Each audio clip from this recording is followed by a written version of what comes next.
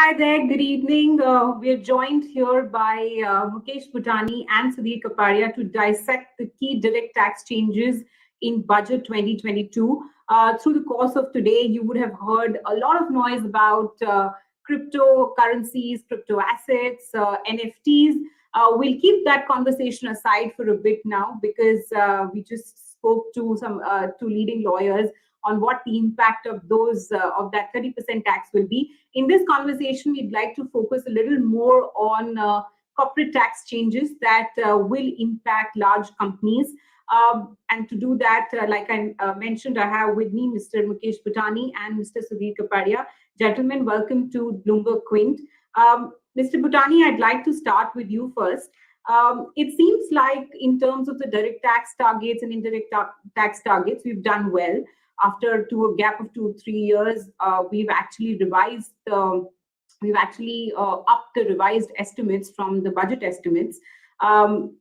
In terms of the implementation of some of the tax changes that the government has announced is what I'm going to come to you with. The big headline change that has come in is the updated return. Help me with what was the need for this updated return concept, because even today, if there has been income which is missed assessment, there are provisions to catch that income. Is this sort of an ongoing amnesty scheme that has been added to the income tax provisions? How are you reading it? I don't think it's an amnesty scheme. It's misconstrued in the media as amnesty. There are two changes that will happen. One, today, under the extant law, you can revise the return only within 1 year. That has been extended to 2 years. The other aspect is that there is a flexibility that has now been given to the taxpayer to revise the return upwards and pay taxes. Now, let's assume that a taxpayer has had genuine reason for not reporting and then revising the return. Under the earlier law, you could still invite penalty on the ground that you concealed income. Now, the new provision, in my view, is reformative in the sense that if within a 2-year period, the taxpayer wants to revise the return, it can upwardly revise the return, pay the taxes, assuming pay the penal interest as well, but the penalty should not get attracted. So there is kind of an exception that has been carved out in these situations. Well, if you read between the lines, it could be viewed as an amnesty. I don't look at it this way. I consider this as a genuine difficulty that a taxpayer can work on and revise it.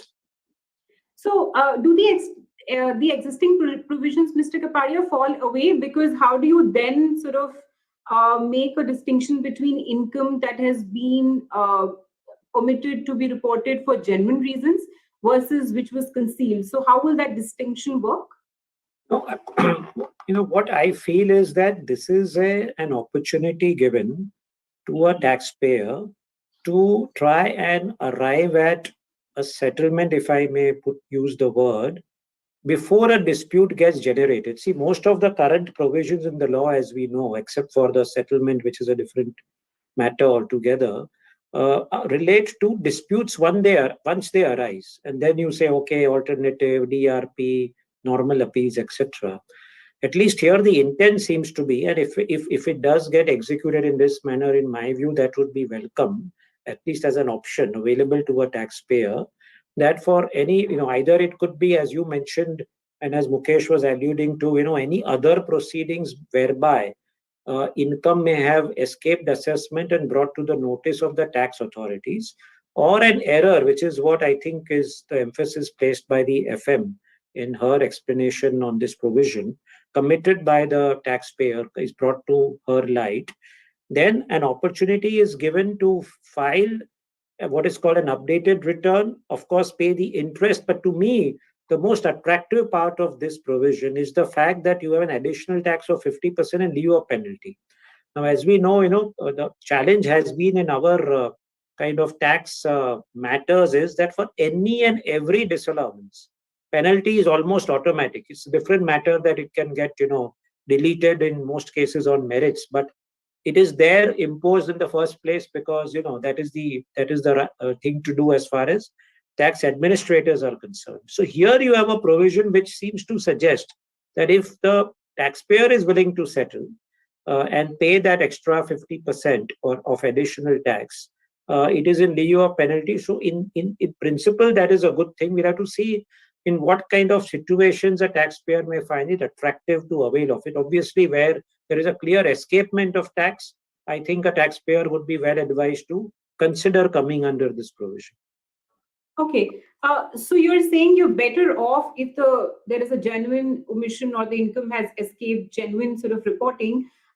You're better off coming under this provision because the penalty implications are far kinder. That is one, and second, to avoid litigation, because if there's a clear case of omission of income, advertently or inadvertently, but the flip side, if in so many cases it's more a gray area, disputes on what is deduction, what is allowable, not allowable. Even when you claim a higher loss than what is allowed, it is considered as escapement or concealment, which, as I said, attracts penalty.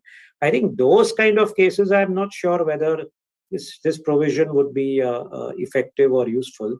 But there would be the first mentioned cases where certainly at least there is an attempt being made to try and resolve a dispute in an amicable manner. To that extent, it is good.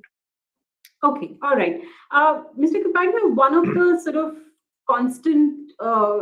one of your constant pet peeves is, as you put it offline before we started this conversation, is the TDS creep that we find in budget after budget. Last year as well, if you remember, we had done this conversation on the TCS and the TDS provisions being implemented for simple transactions, right, above a monetary threshold. This year also there is a TDS provision, and help us understand the implications of it. There is a section 194R for TDS at 10% on the value of benefit of perquisite covered under 28(4) paid or likely to be paid by any person to a resident in excess of 20,000 rupees. Now, there's a specific example of the medical community that has been given in the memorandum. Help us understand the implication of this provision. Is it specific to that sector or it goes beyond? That's a good point. And as we were discussing, and Mukesh will be better placed to explain that point on the interpretation, because regardless of what is stated in the memorandum, and that's what we were debating, right? If the plain language of the section, posits that any kind of such benefit is in principle taxable, then in my view, whatever is stated in the memorandum cannot guide the interpretation, in the sense it cannot be restricted just to the example given of medical samples in pharma. And that was my first concern, which we were debating, that this seems to be all pervasive, number one. Number two is, I mentioned in some ways this brings back memories of the fringe benefit tax, which ultimately got, deleted from the law, albeit that was in a more defined framework vis-a-vis employer and employee. And here it is even much wider, as you just pointed out, Payaswani. So the reason why I'm alluding to that is because, again, that was an attempt being made to define a fringe benefit in the hands of the so-called recipients. As the then finance minister, I remember saying in those days that if you go out and treat your customer for dinner, the benefit which your customer is getting is not getting taxed, and you are getting the full deduction. And kind of it appeared to be very weird, and in today's context it is even more immaterial in a manner of speaking. So one wonders what is the objective. If, as you said, if the objective is to address a very specific sector issue, then do you need a provision which could apply in all circumstances? And linked to that is the mission creep, as I call it. To be in a light-hearted way, it doesn't do us harm as far as our tax technology practice goes, because more and more technology solutions are the order of the day, whether it is credits for GST on ITC, Sure. and the way conditionalities are being put, or the obligation to withhold tax, as you said, on TCS, TDS on goods, and now this one. I think the point is, at least if you look at any other large country around the world, when it comes to domestic transactions, I don't think there are such all-pervasive TDS provisions or obligations cast on businesses. And cross-border, because you have the other jurisdiction and sovereign and all of that, there are provisions, but not when it is domestic. And when the government itself has been successful in expanding the tax base and information is available on the recipient side, Sure. in most cases, why do you need such onerous provisions being Yeah. cast? I think it's counterintuitive to ease of doing business. Sure. Mr. Butani, please come in here. What we understand from perquisites is, intangible benefits that are given to employees by employers or businesses to their vendors, to their, let's say, dealers. What are these perquisites that are aimed to get, covered within the net of this amendment? See, firstly, under the current law, any form of benefit or perquisite that you give to an employee is covered. The employer is supposed to withhold tax. Now, this goes beyond and covers agent-principal relationship. It is an onerous obligation. Now, every payout that is made to a resident, the resident has to apply the test, is it a benefit or a perquisite? And if it is supposed to be withholding tax at 10%. I think besides the points that Sudhir was making on this being onerous, in my view, philosophically, it strikes to a fundamental issue of trust. Do you trust your taxpayers?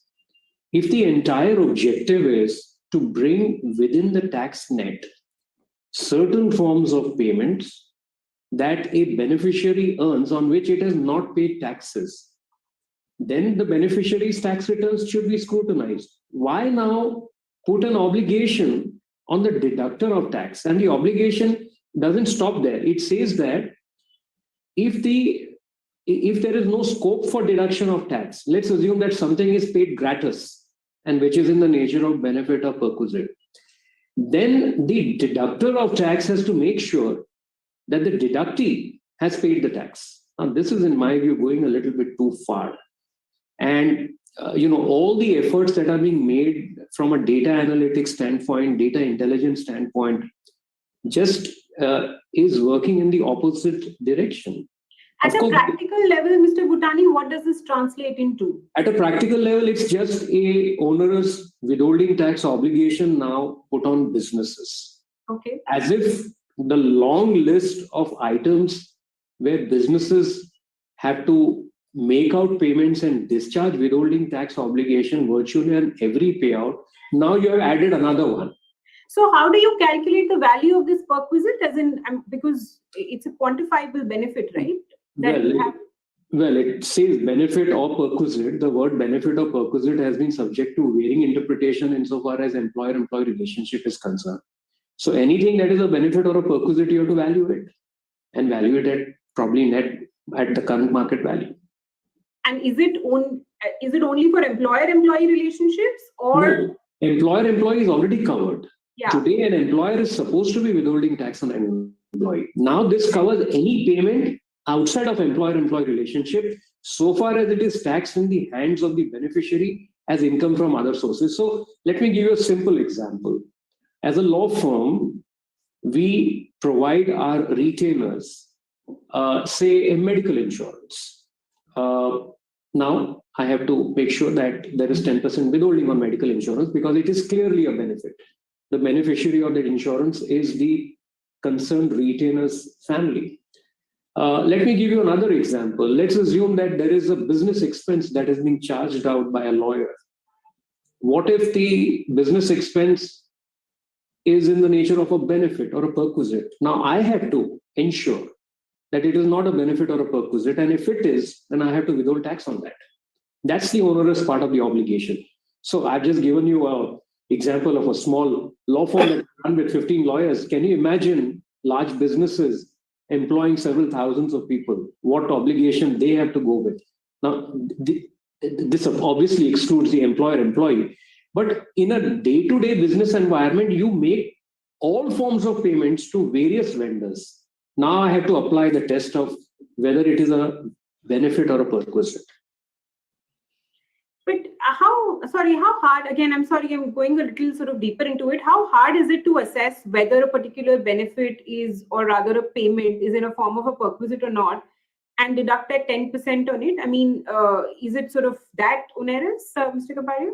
No, see, the point is that what is a perquisite or benefit in the perception of a tax officer may be very different from in the perception of the business. See, at the end of the day, let's understand one reality, that no business will spend a rupee extra than what they can get away with, right? So, and there are decisions galore which says that it's futile for the tax officer to come into the shoes of the businessman, because he's very happy not to spend more money than required, right?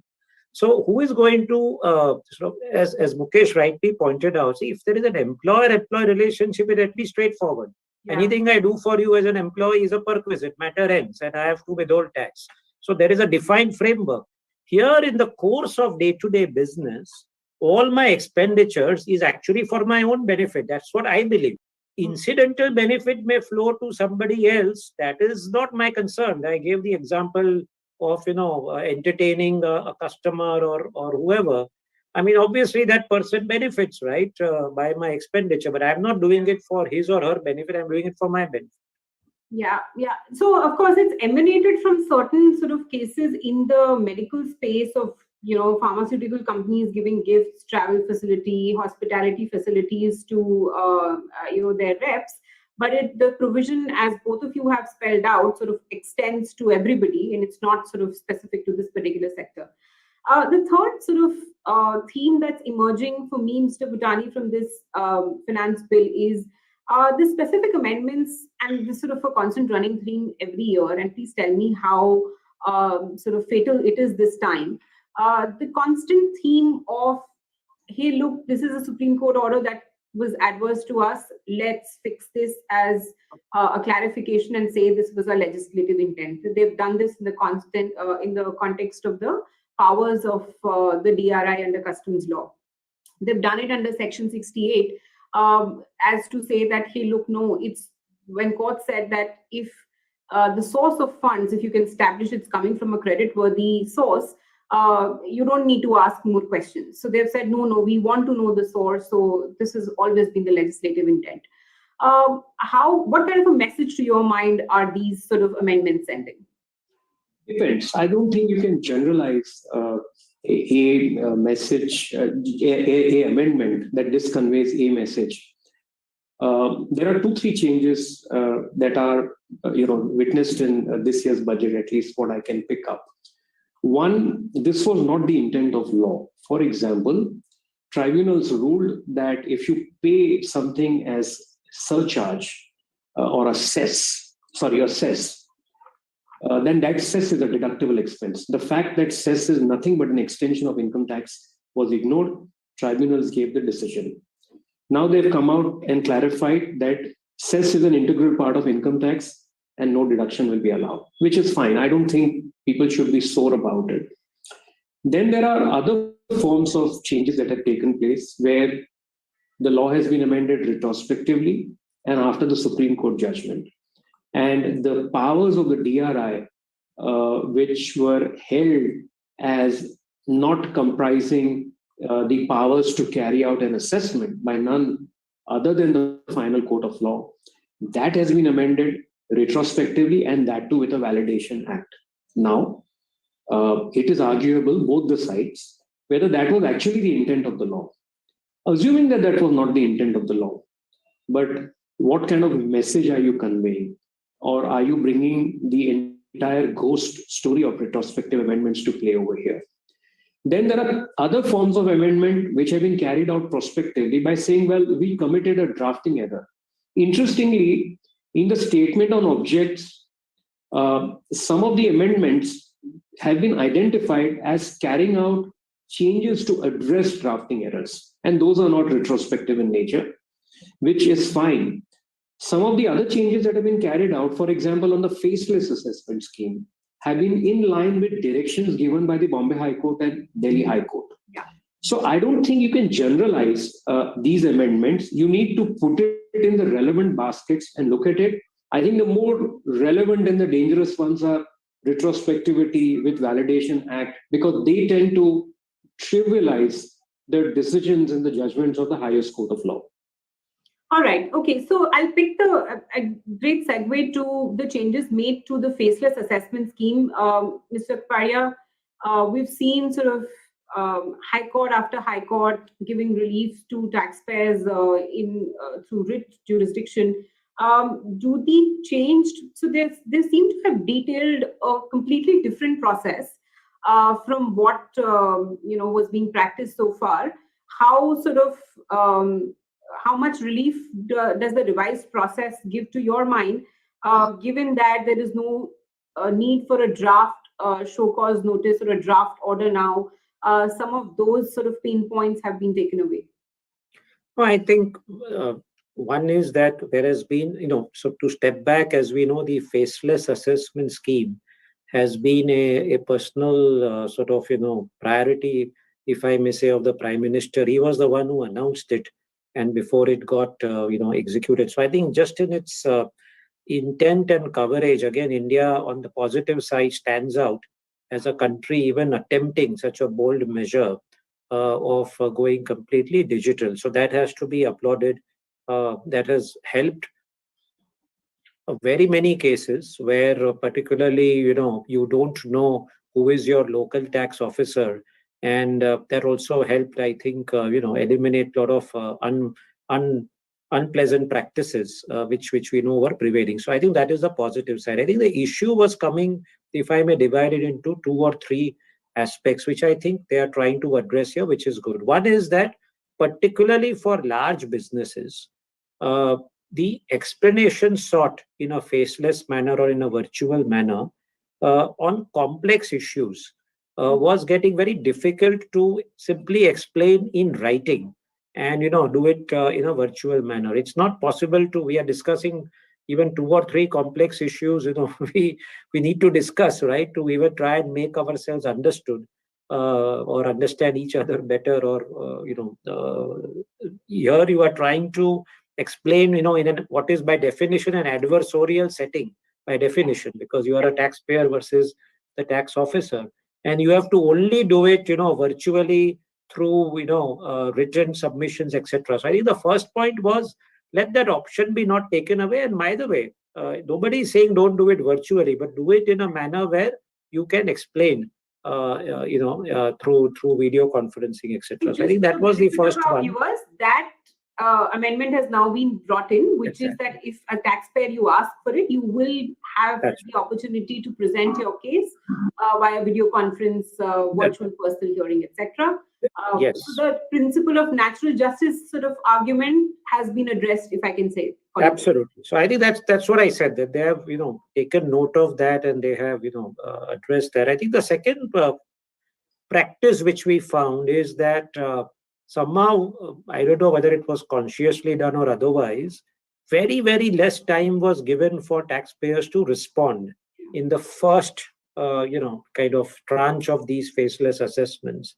There were cases when electronic notices were served and in 24 hours on many complex matters requiring assimilation of facts, etc., and of course points of law were supposed to be sent back in 24 hours, and you sometimes were not able to upload, and so on and so forth. And that is, I think, as Mukesh can elaborate further, were all these challenges in courts, particularly using the writ jurisdiction. Sure. So both are linked together. Once natural justice provisions come in and once I have an opportunity to explain my case, then this gets taken care of. So I think that part also needs to be welcome. Okay. Mr. Butani, anything left? Let me ask you this, in the faceless assessment sort of scheme, that still is going to continue to be a pain point for taxpayers, and we'll see the litigations to flourish? It is one of the most complex parts of the tax code. Apparently, the sub clauses run into 33, 34. I think only practice will reveal whether all the issues have been ironed out or not. To add to the list that Sudhir spoke about, one of the other challenges were the best judgment assessment. Now, the best judgment assessment is a weapon, a lethal weapon with the officer, and now with the National Faceless Assessment Center to carry out assessment because either the information has not been given on time or there is a statute of limitation. so on and so forth. Now, even best judgment assessments have been covered as a carve out, or an exception has been carved out, that you cannot, the National Faceless Assessment Center cannot carry out a best judgment assessment. You ought to give an opportunity, again, based on the principle of natural justice that was spoken about. All of these messages are being reiterated by the court. So that part, at least based on the renewed thrust to National Faceless Assessment Center and the scheme, seems to be reformative, where all the key messages have been carried out, by the amendment in this year's budget. There are some other changes that are there on the reopening. As you know, last year. Yeah, I was going to come to that, Mr. Butani. You mentioned that the faceless assessment schemes provisions run into several provisions. I think the reassessment provision beats that. Before you come to the changes on reassessment, I'll just bring you to the notice of our view of what the issue was. The assessment between the taxpayers and the revenue department, it has gone through several high courts. Most of them ruled in favor of the taxpayers. And it got to do with the extension of timelines that came via the Taxation Amendment, Relaxation of Certain Provisions Act in 2020, which sort of relaxed certain provisions in light of COVID-19. And they had extended the limitation period for issuing of reassessment notices. And then came the Finance Act 2021, which had mandated a new procedure for reassessments. And the question really was, in this extended period of April to June, do you follow the new procedure or you follow the old procedure? Mr. Butani, I'm not sure if I have summed it up accurately, but please go on with what the government has now amended the provisions to. You will certainly qualify as a tax lawyer, having summed up the way you summed up. You're very kind. I think, yes, those provisions have been amended, but I don't think these amendments have in any manner interrupted the decisions of at least 4 high courts on what the high courts felt that these provisions have to be applied from 1st of April 2021, whereas the revenue was applying it for prior years as well. As you know, for the prior reassessment opening, there was a threshold of 4 years and 8 years, and under the new provision, it's 3 years, and only for certain forms of assessment proceedings, it is 10 years. The changes that have been taken in this year's budget pertain to what is information coming to the notice of the tax department. That was either too loosely drafted in the 2021 budget, or they seem to have tightened that part of the law. I think to some extent, the more reformative part of the changes in 2021 have been kind of overdone with in the 2022 budget, because I clearly see the net being cast wider as to what is this information. For example, if there is something that comes to the notice of the department in the course of audit, that is viewed as information. This was not there in the 2021 law. So let's assume it will be viewed as information which will become the basis of a reassessment notice. That's right. So let's assume that an officer has completed assessment, he's applied all the diligence, and something has escaped his attention, but it gets picked up in audit. It could be something very frivolous. It could be some information that has come to the notice of the audit based on media reports. So now that audit marking would give a weapon to the officer to reopen. I think that this would lend to a lot of speculation, and the reformative part has been taken away. Bear in mind that when the committee that was mandated to review the tax law and draft the new tax law, they looked at what are the 10 most important portions of the law that result in maximum litigation. And this reopening featured as number 2. And most of the recommendations that were implemented in 2021 budget were an outcome of what this committee had recommended, and which was very reformative. I think that there is a little step backwards on that reform part insofar as reopening is concerned. But to your first point, no damage seems to have been done for how the high courts have laid down the law on the application of reopening provisions. Yeah, but equally, they have not sort of validated that view in the amendments either.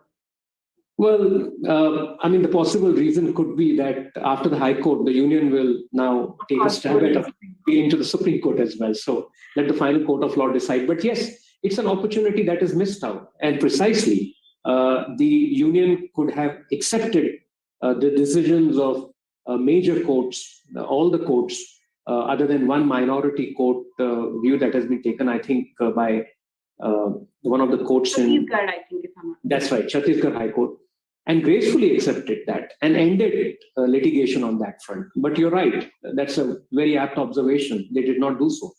Okay, all right. So we've looked at updated returns as a reformative measure. We've looked at faceless assessment scheme as something that the government has taken great feedback from courts and improved upon the scheme. The TDS provision, both of you seem to be suggesting, and as we read the fine print, we'll know the implications of it in much degree of detail, that it's onerous and it's going to make the life of businesses very complex. Mr. Kapadia, final word to you on in terms of the message that this budget is sending, and any other provision that we still may not have discovered in the fine print that you think is going to be painful for taxpayers. So the first part on the message, I would say that, and it's evident in the last 2-3 years as well, that the government's confidence in its ability to ensure continued buoyancy in tax is borne out.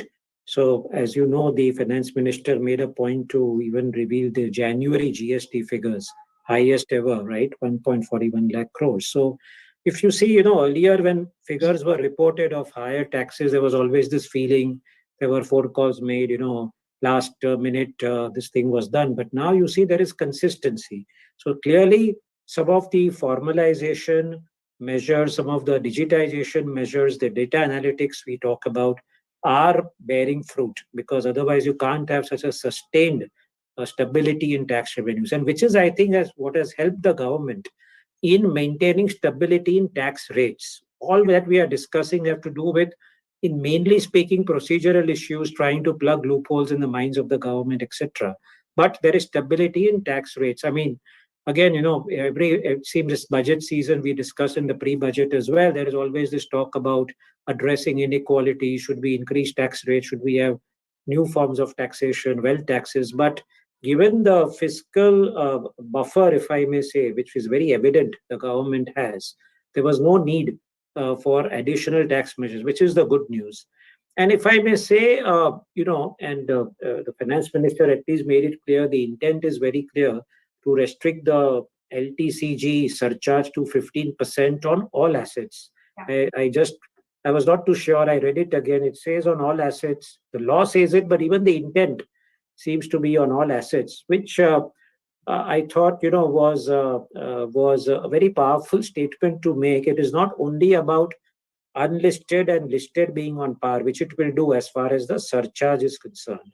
But when you say all assets, for example, even real estate, the tax rate, effective tax rate will come down for those who are in the highest tax bracket. And effectively, our calculations suggest anywhere between 2 to 4% reduction in tax rate will ensue for such taxpayers. Now, I'm only wondering why this was not articulated or emphasized by the finance minister. Maybe the perception would have been that, are you trying to favor only the richer category of taxpayers? But the point one is making is that there is a recognition of the fact that you cannot make, and we discussed that during one of our pre-budget discussions as well, that when there are so many opportunities available for richer businesses and richer individuals in a competitive global environment, at least you can't make it more onerous. We cannot dramatically reduce taxes. There is no need to. India is a large country. There are many opportunities here, but this is one example where I think government has done two things at the same time. One is to make the capital gains tax more moderate when it comes to surcharges, and at least agreed to put unlisted and listed on par as far as surcharge is concerned, though not as far as the basic rate is concerned. One step at a time, Mr. Kapadia. Mr. Butani, I'll come to you with a quick sort of wrap on. We've not had any time to look at any of the GST or customs rate sort of tweaks that the budget has done or the finance bill has done. But anything that stands out to you from what the message in terms of increase or decrease of customs rate? There have been some sort of tweaks in terms of when you can avail the input tax credit. I won't get into that degree of detail for this purposes of this conversation, but the larger message that you're reading from it. There are major changes in the customs tariff. A host of 365 exemption notifications will be reviewed. Most important headline ones being capital imports and other forms for mega projects and ultra mega projects is being re-looked at and will be phased out in a manner that capital imports attract 7.5% rate. Second, certain industries which have been identified where there is scope for augmenting domestic manufacturing, you can call it as a protectionist measure. The tariffs have gone up in those cases. Raw materials, for those industries, the tariffs have gone up or the exemptions that were provided are also not there. So there is a complete revamp in the customs tariff and how the government wants to look at it with a view to not just promote manufacturing in India, but also discouraging imports on insofar as certain industries are concerned. And last but not the least, export benefits have been provided for raw materials where the export potential of the finished products is high, like leather and so on and so forth. So major changes in the custom tariff as the exemption notifications have started filling in and the phase-out program is announced, you will see more and more changes in the customs tariff. Thank you, Mr. Butani, for at least giving us a quick reaction to it. Of course, we will assess each of these topics in great degree of detail in the days to come. But that was a quick view on the headline direct and indirect tax changes that have come in via Finance Bill 2022. Stay tuned to BloombergQuint for more coverage on the tax changes and other budget news. Thank you for watching. Thank you.